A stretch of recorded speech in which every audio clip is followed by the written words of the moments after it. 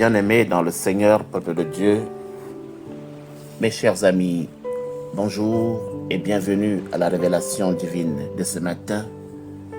Révélation divine qui aura pour titre « Ne t'empresse pas de juger, de condamner ou de trop parler si tu vois quelqu'un poser un acte. » Ne t'empresse pas de juger, de condamner ou de trop parler lorsque tu vois quelqu'un poser un acte. Je t'invite, cher ami, à lire avec moi dans Matthieu chapitre 26, verset 6 au verset 13. Voici ce qui est écrit. Comme Jésus était à Béthanie, dans la maison de Simon le lépreux, une femme s'approcha de lui tenant un vase d'albâtre qui renfermait un parfum de grand prix. Et pendant qu'il était à table, elle répandit le parfum sur sa tête. Les disciples, voyant cela, s'indignèrent et dirent « À quoi bon cette perte? On aurait pu vendre ce parfum très cher et en donner le prix aux pauvres. » Jésus, s'en étant aperçu, leur dit « Pourquoi faites-vous de la peine à cette femme? Elle a fait une bonne action à mon égard, car vous avez toujours des pauvres avec vous, mais vous ne m'avez pas toujours. En répandant ce parfum sur mon corps, elle l'a fait pour ma sépulture. Je vous le dis en vérité, partout où cette bonne nouvelle sera prêchée, dans le monde entier, on racontera aussi en mémoire de cette femme ce qu'elle a fait. » Parole du Seigneur. Bien-aimés peuple de Dieu, mes chers amis, une fois de plus, bonjour. Et que la paix du Seigneur qui surpasse l'intelligence des hommes reste et demeure en chacun de vous et à nous tous, dès à présent, demain et pour des siècles des siècles. Pour vous servir ce matin, je suis le pasteur Francky Villoudois. Peuple de Dieu, mes chers amis, la question qui brûle mes lèvres est celle de savoir pourquoi est-ce que les disciples qualifient-ils de perte le fait que cette femme verse du parfum de grand prix sur la tête du Seigneur? Pourquoi? Comment pouvez-vous dire que c'est une mauvaise action? Pourquoi est-ce que ça vous indigne tant? Pourquoi est-ce que ça vous préoccupe tant? Pourquoi est-ce que ça vous énerve tant? Mes chers amis, je pense que les disciples, en le disant certainement, n'étaient pas jaloux ou bien ne pensaient pas mal vis-à-vis du Seigneur. Non, ce n'est pas contre le Seigneur qui reçoit qu'il y a problème. Mais ils n'ont pas mesuré leurs paroles avant de les prononcer. Pourquoi? Parce que leur raisonnement devait être peut-être, se dire, Jésus n'a pas besoin de tout ça. Ça aurait été peut-être intéressant pour les pauvres. Jésus n'a rien à voir avec les richesses. Jésus n'a rien à voir avec les honneurs. Donc, venir verser du parfum sur lui, ça n'a pas de sens, vu qu'ils ne considèrent pas tout cela. Parce que pour eux, pour ses disciples, Jésus se souciait plus des choses du ciel que de l'état des gens, ou bien de son bien-être. Jésus se soucie plus des affaires de Dieu, du bien-être des hommes, que des choses de ce genre. Jésus se soucie des pauvres, par exemple. Mais lui verser un parfum sur la tête, dans la conception des disciples, ça n'a aucun sens. Cette façon de voir était peut-être la bonne, c'est peut-être vrai, parce que c'est vrai que Jésus n'a pas beaucoup de considération sur les choses matérielles. Jésus met beaucoup plus d'accent sur les choses de l'esprit. Ce qui intéresse Jésus, c'est la liberté des hommes, c'est le bien-être des hommes, c'est de libérer les captifs, c'est de redonner la vie aux morts, c'est de guérir les malades. Ça, c'est ce qui intéresse plus Jésus. Bon, maintenant, venir lui verser du parfum sur la tête, Est-ce que ça a vraiment une valeur ou une quelconque emprise sur lui? Je ne sais pas. Mes chers amis, peuple de Dieu, voilà à peu près comment on pouvait réfléchir. Voilà peut-être ce qui pouvait traverser la tête des uns et des autres. C'est vrai que ce parfum, qui était quand même un parfum de grand prix, le mettre sur la tête de Jésus n'était pas en soi un élément émouvant pour lui. Ce n'est pas forcément que ça va épater le Seigneur. Non, le parfum ne l'intéresse pas vraiment. Ce qui importait et qui a échappé aux disciples cependant, c'est l'état de la personne qui pose l'acte. Ça, vous ne savez pas. Les disciples peuvent faire des analyses sur celui qu'ils connaissent. Ils connaissent Jésus, ils connaissent ses goûts, ils connaissent ses aspirations, ils connaissent ses intentions, mais vous ne connaissez pas ce qui anime l'esprit de la personne qui pose l'acte. Ce qui importait, et vous ne savez pas ce qu'elle avait en esprit. Vous ne savez pas son état d'esprit à cet instant précis. Elle montre par cet acte son amour pour le Seigneur. Elle montre par cet acte le désir d'être agréable à Dieu. Lorsque la femme pose cet acte, elle a une motivation intérieure. Elle a des raisons qui lui sont spécifiques. Elle a des motifs que vous ne pouvez pas connaître. Elle veut plaire à Dieu. Et elle va le montrer à sa manière. Elle va le montrer avec les choses qui ont du prix à ses yeux. Elle va le montrer avec les actions qui semblent à ses yeux pleines de valeur. Pourquoi donc vous voulez l'empêcher? Pourquoi vous voulez la juger? Pourquoi vous voulez la condamner? Nous nous pressons souvent très vite de condamner les actes des autres. Tu ne sais pas pourquoi je fais ça. Tu ne sais pas pourquoi je pose cet acte. Tu es loin de savoir ce qui se passe en moi, mais tu te presses de juger. Ah, ce n'est pas bien ce que tu fais. Ah, ce n'est pas bien ce que tu dis là. Ah, ce n'est pas bien. Qu'est-ce que tu en sais? Mes chers amis, peuple de Dieu, pourquoi la frustrer? Vous savez comment cela peut être frustrant de faire une grande préparation pour monter son amour et de se voir rejeté de cette façon-là, méprisé par tous, alors que vous avez pris le temps de préparer votre petit cadeau.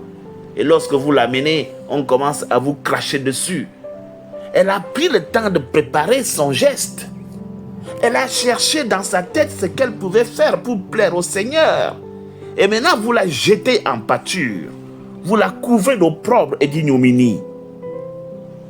C'est bien frustrant. Oui, elle a pris du temps. Elle a mis de la valeur. Heureusement, le Seigneur ne veut pas la frustrer. Le Seigneur ne veut pas l'arrêter dans son élan intime. Ce que le Seigneur voit, ce n'est pas ce que les hommes voient. Le Seigneur voit son état d'esprit. Le Seigneur voit son cœur. Je voudrais dire également, mes chers amis, que la femme ne le sait pas, mais son acte est prophétique. Mais vous qui bavardez à côté, vous ne le savez pas. L'acte que cette femme pose est prophétique. Mais vous qui passez le temps à gueuler autour, vous condamnez, vous empêchez, vous bloquez, vous ne savez rien. C'est prophétique. Il annonce la mort. Parce qu'il y a des choses qui arrivent dans nos vies dont vous ne connaissez pas la valeur. Cet acte-là annonce la mort de Jésus-Christ. Cet acte délibéré, anodin, que vous combattez parce que vous ne comprenez rien, annonce la mort prochaine de Jésus-Christ. C'est donc Dieu qui la pousse. C'est Dieu qui la pousse. Dieu pousse cette femme à poser un acte. Ça ne vient pas forcément d'elle. Il y a des choses comme ça. Quelque chose vous arrive. Vous ne savez pas que c'est la main de Dieu. Vous ne savez pas que c'est un signe. C'est une prémonition. Parce que les choses qui nous arrivent dans cette vie-ci, le Seigneur a déjà écrit. Ce n'est qu'une suite de circonstances qui arrivent pour nous amener vers une finalité bien destinée. C'est Dieu qui pousse cette femme. Et vous, avec vos critiques, avec vos bics rouges, vous venez corriger. Voilà. Voilà, mes chers amis. C'est le Seigneur. C'est le Seigneur qui la pousse. Alors, cette action est directement liée à l'évangile. C'est pour cela qu'on parle encore de cela aujourd'hui. Alors, mon cher ami, peuple de Dieu, ne t'empresse pas de juger les gens. Ne t'empresse pas de condamner les gens. Ne t'empresse pas de beaucoup trop bavarder pour rien lorsque tu vois quelqu'un poser son acte. Ce n'est pas un péché. L'objectif, c'est la foi. Les choses de Dieu, arrêtez de parler de ce que vous ne connaissez pas. Occupez-vous un peu de vos affaires.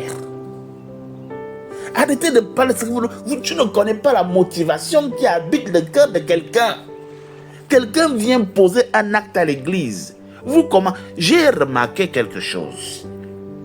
Lorsque j'allais souvent prendre part aux réunions des associations, on fait l'appel des membres.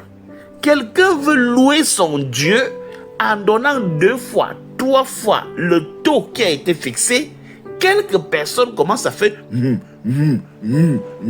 quelques personnes commencent à rouspéter. Je loue mon Dieu. Pourquoi ça te dérange? Je loue mon Dieu. Je veux donner. Je veux faire. Pourquoi ça vous dérange? Quelqu'un vient avec son ébaphone pour donner au pasteur. Vous commencez à bavarder. Comme il parle au pasteur. Il mange pas les choses comme ça. Vous commencez. Est-ce que tu connais l'estime, la valeur que cette personne met dans cet ébaphone, dans ce petit présent qu'elle vient donner au pasteur? Est-ce que tu connais le temps que cette personne a pris pour préparer ce cadeau? Maintenant, vous commencez à la dénigrer. Est-ce que vous savez ce qui l'anime? Mes chers amis, peuple de Dieu, oui, tu ne sais pas si le Seigneur n'est pas derrière tout ça. Tu ne sais pas, oui. Toi, tu aurais agi autrement, c'est sûr. Et puis quoi encore? Mais pour l'instant, ce n'est pas toi. Toi, tu connais trop. Peut-être, comme toi, tu connais beaucoup, tu allais faire autrement. Mais ce n'est pas toi là. Va faire pour toi. Ce n'est pas toi. Ce n'est pas toi que Dieu a choisi pour faire cela. Alors, bien-aimé dans le Seigneur, il faut te taire. Regarde simplement. Prends le temps d'examiner. Prends le temps de sonder avec le Seigneur. S'il y a à redire, le Seigneur te le fera savoir. Prends le temps. Tourne un peu ta langue dans ta bouche avant de dire ce que tu connais là, avant de verser le venin. Tourne la langue dans ta bouche avant de critiquer parce que tu ne connais pas ni les tenants ni les aboutissants. Ne prends pas le risque de t'opposer au plan de Dieu par ignorance. Ne prends pas le risque de t'opposer au plan de Dieu par manque de sagesse et par manque de retenue. Que le Seigneur soit avec vous. Que le Seigneur vous bénisse tous, mes chers amis, et qu'il vous fasse miséricorde, qu'il vous donne la possibilité de remuer plusieurs fois votre langue avant de prononcer une parole satirique, de remuer plusieurs fois votre langue avant de condamner les autres, avant de venir critiquer, avant de venir dire c'est bien ou ce n'est pas bien, parce que tu n'es pas Dieu et tu n'as pas la connaissance du tout du monde, même comme il y a les savis tout partout. Voilà la révélation de ce matin. Je vous invite à prier avec moi. Éternel, notre Dieu, notre Père, nous te bénissons pour le souffle de vie que tu renouvelles en chacun de nous ce matin, alors que nous étions comme des morts dans notre sommeil. Gloire, Seigneur Dieu, te soit rendue d'éternité en éternité, parce que tu es un si grand Dieu, un si bon Père qui ne donne que de bonnes choses à ses enfants au moment opportun. Nous te prions, Seigneur Dieu, afin que tu nous diriges dans cette vie, afin que, Seigneur Dieu, nos faits et gestes puissent toujours se rapporter et se rapprocher de toi. Seigneur, notre Dieu, notre Père, dans ton grand amour, tu nous as envoyé ton divin Fils pour nous sauver du péché, et aujourd'hui, il se donne à nous comme nourriture. Fais en sorte que son corps et son sang, auxquels nous communions, fortifient notre foi et nous guident sur le chemin de la vie éternelle qu'il nous promet. Augmente chaque jour notre faim, Seigneur Dieu. Augmente notre soif de toi. Père, donne-nous un cœur semblable au tien, afin que nous devenions aussi le pain et le vin pour nos frères et nos sœurs, en particulier les malades, les veuves et les orphelins. Nous te prions, Seigneur Dieu, pour ceux de tes enfants qui, par une alliance diabolique, passent les temps à verser le sang humain, à verser, Seigneur Dieu, des sacrifices sataniques. Touche leur cœur et mets en eux ton Esprit Saint, afin qu'ils prennent conscience de leur égarement et reviennent à toi. Seigneur, toi qui nous attends tous dans ton amour pour nous pardonner.